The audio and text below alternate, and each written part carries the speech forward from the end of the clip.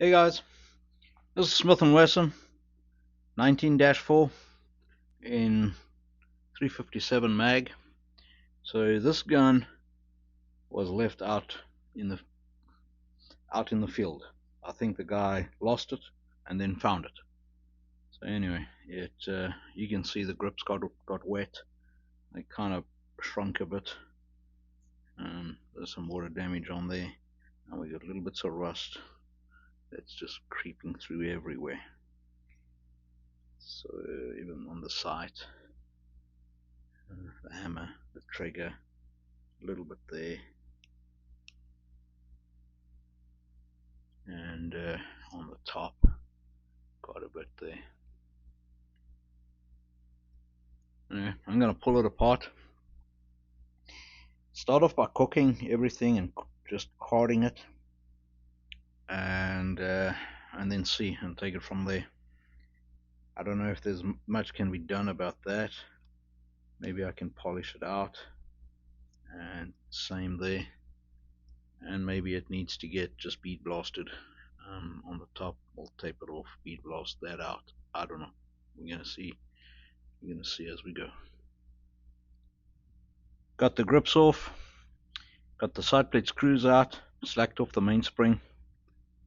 And let's see what it looks like inside.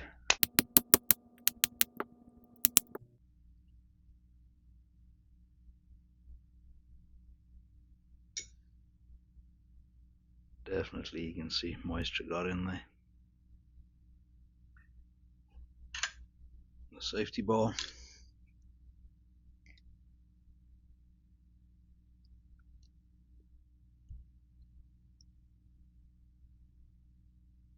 Hammer spring.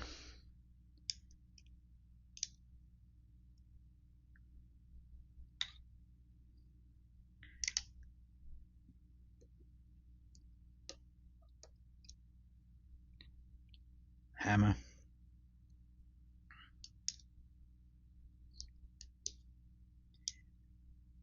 The handle pawl.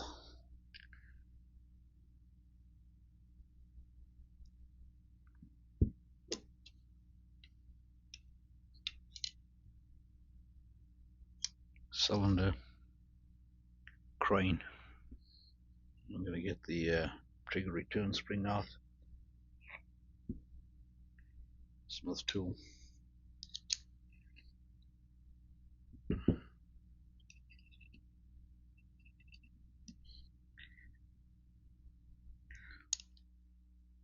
Get the trigger out.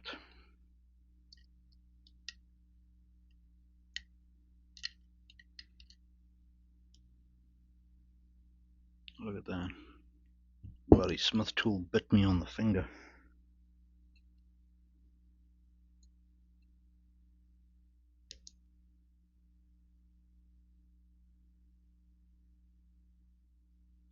It's coming out slowly but surely. I'm trying not to get that spring to shoot across the room into oblivion. Tiny little spring. Okay, a lot of crud that came out there. Still a lot of crud that's in there. Rust.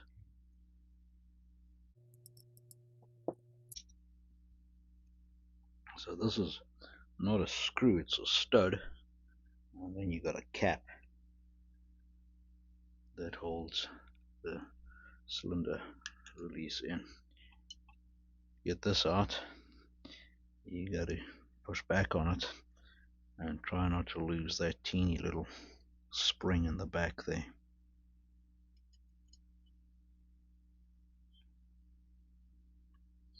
So there's the plunger, and there's the little spring. I'm going to pull the sight off, and surprisingly that is not tight.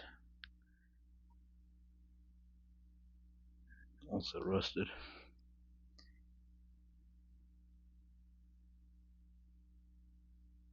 And rusted. Okay, so there we have it. After the cook, this is what it came out like. So still got some brown. I scratched the rust there. So I'm going to re-blue that. And I'm going to re-blue the hammer. It's still got some rustiness in there and some coarse area. This is color case hardened supposed to be, but that's gone with all the rust. I'm going to re-blue that. I'm going to re-blue the sight. It's got some pitting in there. I scratched it out of the grooves. Out of the grooves. I'm going to re-blue the sight. And I'm going to re-blue the trigger. It's also supposed to be color case hardened, so I'll re-blue that. On the rest, I'm going to also re-blue the screw that holds the grips on. It was all mangled up, and I reshaped it. I beat it back into place and recut the groove. So I'll blue that. Side plate, it's all cleaned up nicely. Frame, that's all cleaned up. So on the frame, there's some pit. There was a big rust pit right over there. I buffed it out slightly. Didn't want to do too much. And we had some pit marks on the top and on the top over there. So I just buffed those out. Can't do much more than that. They actually pitted. The stainless steel actually pitted. So if you do any more of it, you'll create a divot, and on that one there's already a slight divot. The cylinder. It's got that very bad pitting there, and that's just going to have to be this cleaned up nicely on the knurling over there. Okay, we'll start with the cylinder. The cylinder latch or catch, and it's got a minute little plunger. It goes into that little hole, and there's also a spring that goes with it, a teeny spring.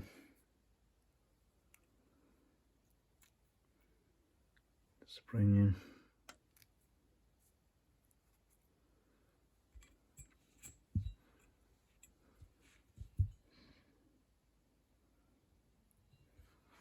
Okay, you gotta get that into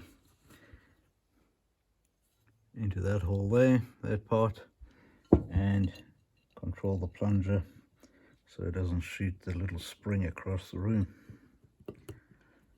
Never to be found again.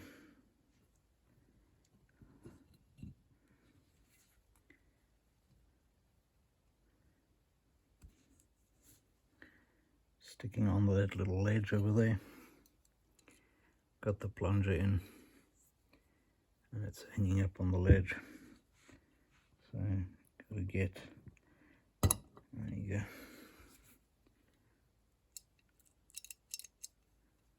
Get that in. Now we can put the actual thumb latch on, and that'll stop it from getting out.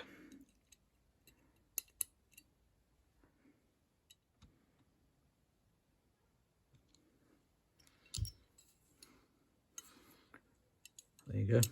Next up we can do the cylinder stop. It sits in like that, and it's also got a small little spring that goes in over there, and then spring sits in that corner over there and goes into that little hole, and that's what it looks like. I'll put a drop of oil in there.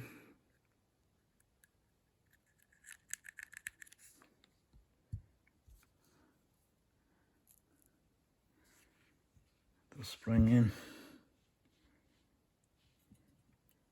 Now you got to get that in there, get that over the top, and milk that spring in there. Yeah, so trying to stop it from going across the room, never to be found again.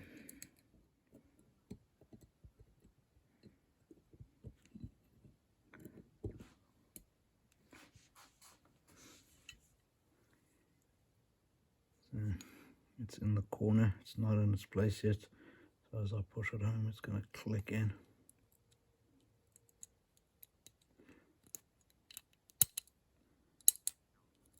It's in the slot there, and it's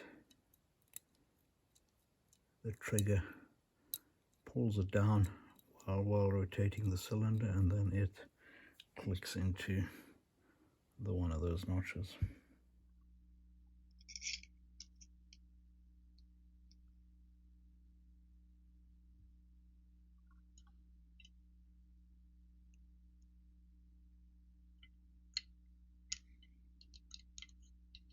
I'll put the cylinder in back first so I don't have to contend with the cylinder catch not wanting to allow me to put the hammer in.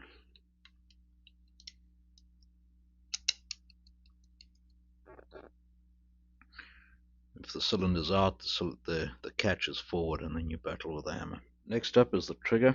We got to get the trigger in, and we got we got to get the hand onto the trigger, and it goes in on those two pins. One pin is the pivoting pin that it pivots on, and that pin is where the spring interacts on. So there's the spring in there. The older Smiths, this is all kind of got pins running through. The newer guns, they just got like slots where it slides in, no pins. Right there is the leg of the spring that I need to pull forward into that position. Get the pivot pin in, get it into the hammer, but don't let the spot that interacts with the spring, just let that sit level. And then I found that a punch that's the diameter of the width of that slot, and then I push the spring forward while I push.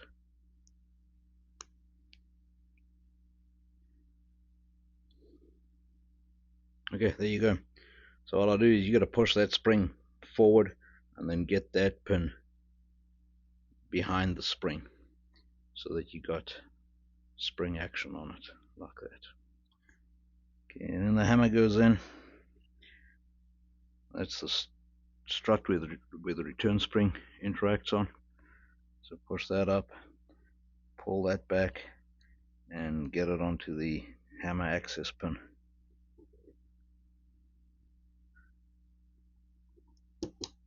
And then the hand slots into that groove. Next up, the trigger return spring, and it slides on that block. So that block sits over there, and that little rod on the trigger interacts over there.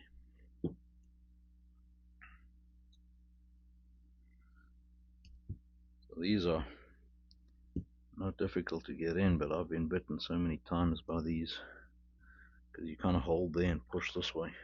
Because what you got to do is you got to depress that spring, and the tool's cut out so you can depress, and then the idea is it will slide over.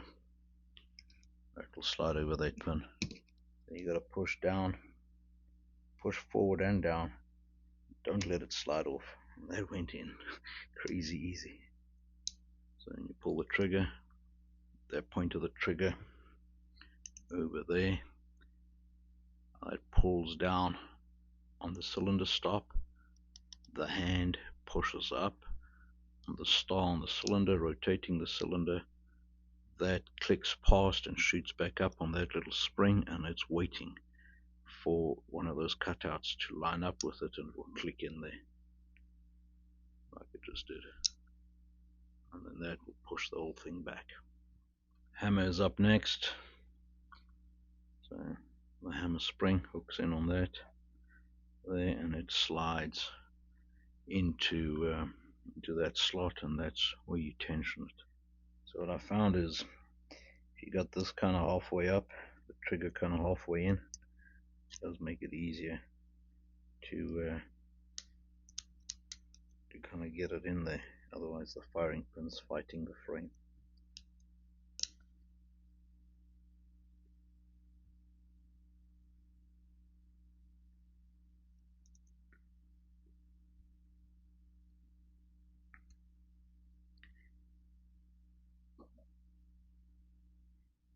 just put a couple of turns on there just so that spring doesn't fall out on me. I don't really put any tension on it. It's just to hold that spring in place. And that's the safety bar. And I always battle to get those in because they kind of move around on you. And the side plate has got a little lip up there that's got to go in. Then the screws hold it down. And so that pin or the hammer pin, the trigger pin, all those pins, the other half rides in the side plate. So you got to slack that off and don't work the action when this is off, because you could, that pin sitting like that, you could snap the pin off because there's nothing supporting the one end.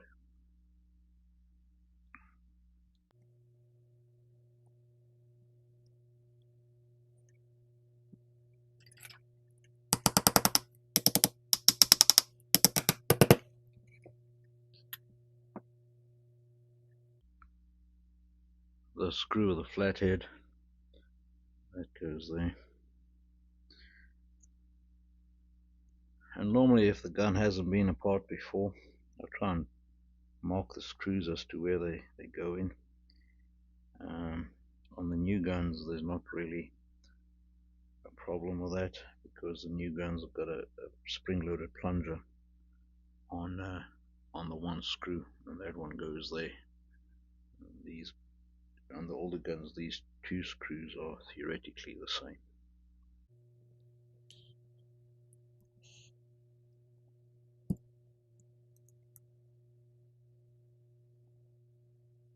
Once the side plate's on and everything is tight, you can tighten up the strain screw.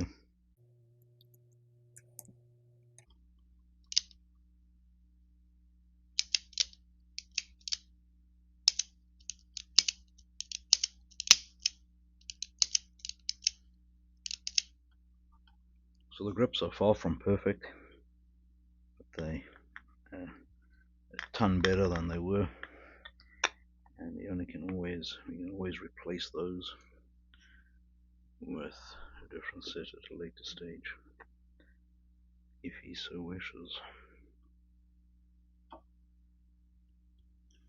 I glued up that screw.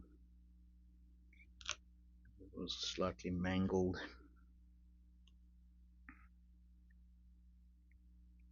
Back sight, glued that up too. It was all rusty. Back sight's only got one screw. It's got that adjuster, that little square adjuster that goes into that square over there, and then it's got a strain screw on the top.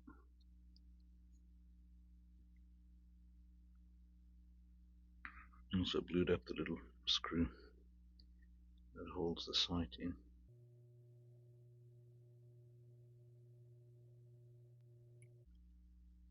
The trigger shoe, back out those. The open end goes to the top.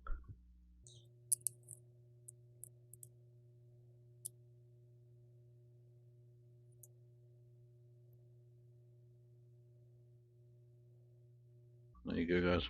All done. Got the grips cleaned up. Put a new layer of finish on that. Worked out some of those bit marks there. They're always going to be there. Reblued the sight, the hammer shoe, the trigger. Did that screw on either end.